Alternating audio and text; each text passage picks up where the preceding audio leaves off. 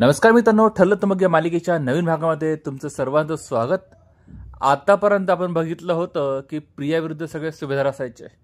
प्रिया काहीतरी कुटाने करायची आणि त्यातनं सपशेल अगदी निवांतपणे बाहेर पडायची. पण आता या मालिकेत होतं काय की प्रिया विरुद्ध तिचे खरे आईवडील आलेत आणि तिघांमध्ये जुगलबंदी चालली आहे. कधी पारडं प्रियाचं जड होतं, कधी तिच्या आईवडिलांचं. आज बघूया आपण काय झालं ते. तर आत्तापर्यंत आपण मालिकेत बघितलं होतं की पूर्णाईने सायलीला लक्ष्मीपूजन दिवशी एक हार दिला असं सोन्याचा, आणि तो हार आता गायब झालाय.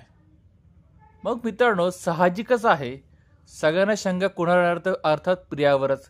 कारण प्रियाने आत्तापर्यंत इतके कुटाने, इतके काय काय केलंय त्या मालिकेमध्ये, त्या घरामध्ये, की सगळ्यांना तिथं शंकाने साहजिकच आहे. आज पण तसंच होतं. अर्जुन म्हणतो माझ्या बायकोला त्रास देणारी एकच व्यक्ती आहे जी हे सगळं करू शकते, आणि ती म्हणजे तन्वी, म्हणजे प्रिया. मात्र अश्विन म्हणतो काही काय बोलतो दादा, तिने कधी हार चोरला आणि ती हार का चोरेल? प्रिया पण बिचारी खरं बोलते. मात्र तिने आत्तापर्यंत जे काय गुन्हे केलेत, कर्म म्हणतं ना, कर्म वापस येतं, त्याप्रमाणे होत आहे.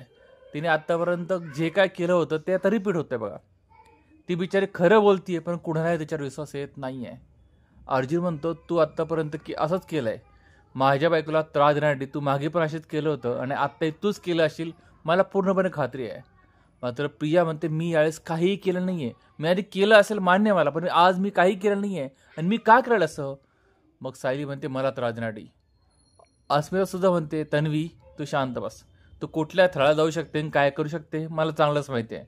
मित्रांनो, आपल्याला माहिती आहे की अस्मिता आणि प्रिया यांची पहिले खूप सुपरहिट जोडी होती. त्यामुळे तिचे जे काय कुटाने ते अस्मिताला माहीत असं साहजिकच आहे. कल्पना तेच म्हणते, प्रताप तेच म्हणतो. मग काय चॅलेंज घेतल्यासारखं अर्जुन म्हणतो आता मी सगळ्यांची रूम चेक करणार आणि मला माहिती आहे तो हार तुझ्याकडे सापडेल. मग मात्र प्रिया म्हणते बोलो, तू काय कर, सगळ्यांची रूम चेक कर आणि लक्षात ठेव जर हार सापडला ना तर पोलिसांना बोलव आणि त्यांना सांग की माझ्या धाकट्या भावाची बायको आहे ही चोरीला घेऊन जा. आणि यांचं बोलणं चालू असताना आता घाबरतात ते लोखंडे. मैनावती आणि सदाशिव असे घाबरतात. सदाशिव हळूच बोलतो तर काय करायचं? मात्र मैनावती थांबा थांबा, ती हळूच कल्टी मारते आणि 2 मिनिटांनी वापस येते आणि डोळ्याने इशारा करते काही टेन्शन नाही आता. मग काय तिकडे अर्जुन म्हणतो ठीक आहे, म्हणजे प्रियाला म्हणतो ठीक आहे तू चॅलेंज ॲक्सेप्ट करतेस ना, चला मग आपण म्हणजे खालच्या ज्या रूम आहेत त्या सगळ्या चेक करूया आणि अर्थातच तुझी रूम पहिले चेक करूया. मग तो अश्विन सायली जातात रूममध्ये. प्रिया म्हणते करू दे, अश्विन म्हणत असते करू दे चेक, होऊ दे समाधान, एकदा तोंडावर पडले ना मग कळेल त्यांना. मग काय अश्विन सायली शोधतात. अर्जुन सायली तिथं रूम शोधतात. अर्जुनला कपाडामध्ये एका कपड्यांच्या खाली मात्र हार सापडतो आणि तो म्हणतो मग हे काय म्हटल्यानंतर प्रिया म्हणते मी नाही चोरला हार, मला माहिती आहे कसा हारतो. मग तो म्हणतो तुला जे काय सांगायचं असेल ते पूर्ण समोर येऊन सांग. मग ते हॉलमध्ये येतात. मग पूर्ण विचारते काय झालं अर्जुन, सापडला का हार? तो म्हणतो अर्थात हारही सापडला आणि तो कुठे सापडला तुलाही माहिती आहे. मग काय प्रिया म्हणते मी तो हार चोरलाच नाही आहे. मग ती अर्जुनला म्हणते अर्जुन तू वकील आहेस, मी तुला एक प्रश्न विचारत आहे.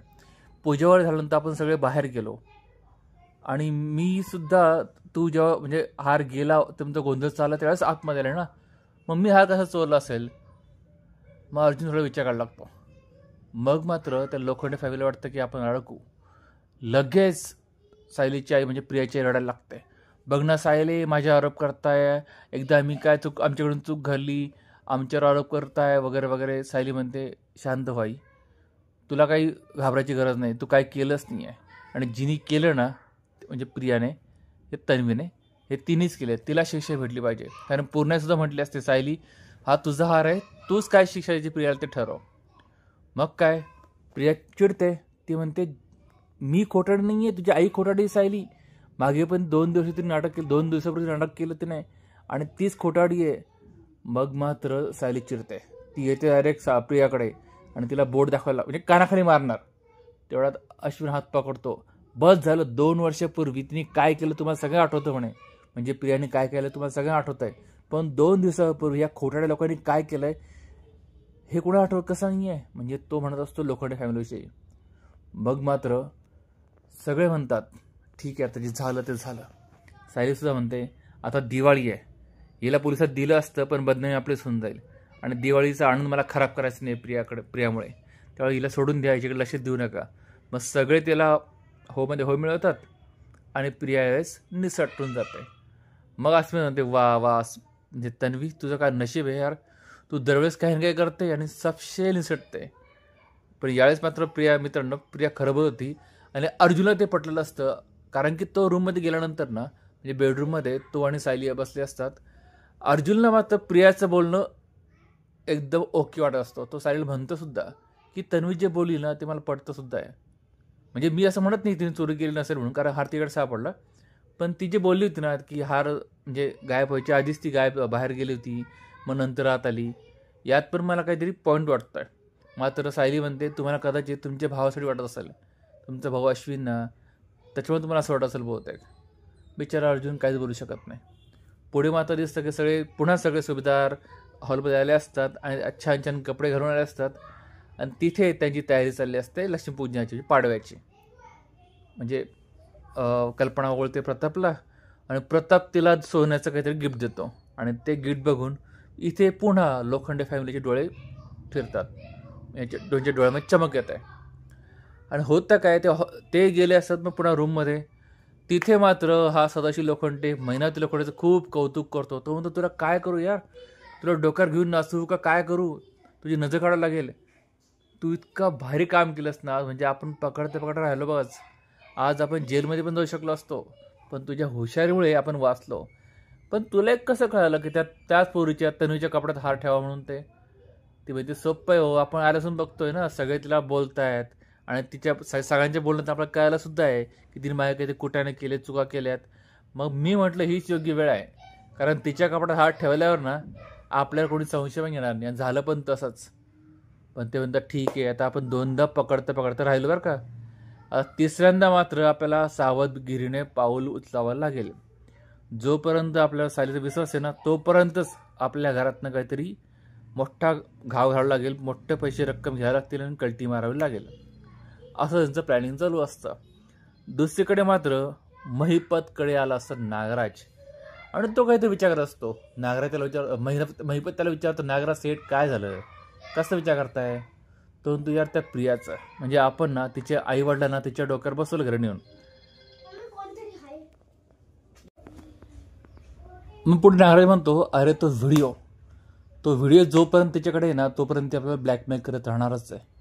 कसंही करून तिच्याकडनं आपल्याला तो व्हिडिओ परत मिळवायचाच आहे किंवा एक नष्ट करायचा. तो त्याकरता मी एका पोराला बोलवलं आपल्या घरी आणि तो येतो एक मुलगा शुभम नावाचा, तो असं हॅकर. मग महिपत म्हणतो वा यार पोरले हुशार दिसतं. नागराज पण म्हणतो हा तू इथं बसून त्या प्रियाच्या फोनमधला व्हिडिओ उडवणार. मग तो हॅकर पण सांगतो मी काय करणार माहिती का, सिम्पल एक काम करणार, तिला लिंक पाठवेल, तिने एकदा ती लिंक क्लिक केली की तिचा सगळा डेटा अगदी बँक डिटेल्ससह आपल्याकडे येऊन जाईल. मग तुम्हाला हवं ते करायला सांगा मला, मी ते करून देतो. आणि मित्रांनो आपल्याला दिसतं की जिथे कार्यक्रम चालू असतो सुभेदारांच्या घरामध्ये, तिथे प्रियाच्या फोनवर एक लिंक येते आणि प्रिया ते लिंक क्लिक करायला जाते. आता ते लिंक क्लिक करते की नाही हे आपल्याला उद्याच कळणार आहे.